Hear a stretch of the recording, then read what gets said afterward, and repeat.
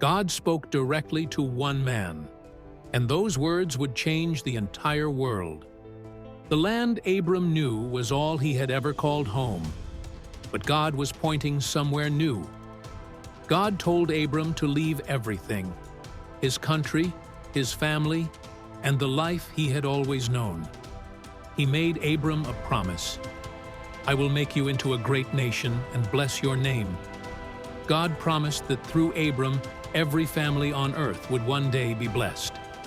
Abram did not argue. He did not ask for more time. He simply obeyed. Sarai stood by his side, faithful and ready, leaving behind everything she had ever known too. Lot chose to go with his uncle. He would not let Abram walk this road alone. Everything they owned was packed and ready, a whole household moving by faith alone. And so they left, stepping out into the unknown, trusting only in the word of God. The road to Canaan was long and full of unknowns, but every step was guided by God. After all those miles of dust and desert, Abram finally entered the land of Canaan.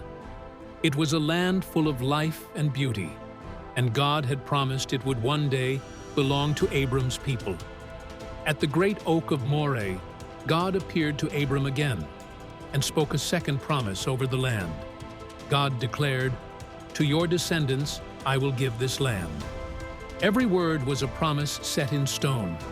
Abram built an altar right there, a place to honor God who had appeared to him and kept his word. The fire on the altar rose toward heaven, a sign that Abram's heart belonged completely to God. Abram did not stop. He packed up again and kept moving, always following where God led. They pitched their tent between Bethel and Ai, making a new home in a land they had never seen before. Abram built another altar and called out to God. His worship was as real as the ground beneath his feet. The journey was not over. Abram kept moving south, stage by stage, through the Negev. Every step Abram took was an act of faith. He kept walking even when the road had no end in sight.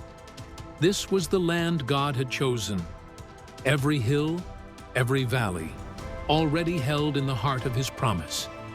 They had left everything and gained something far greater, a promise from God himself.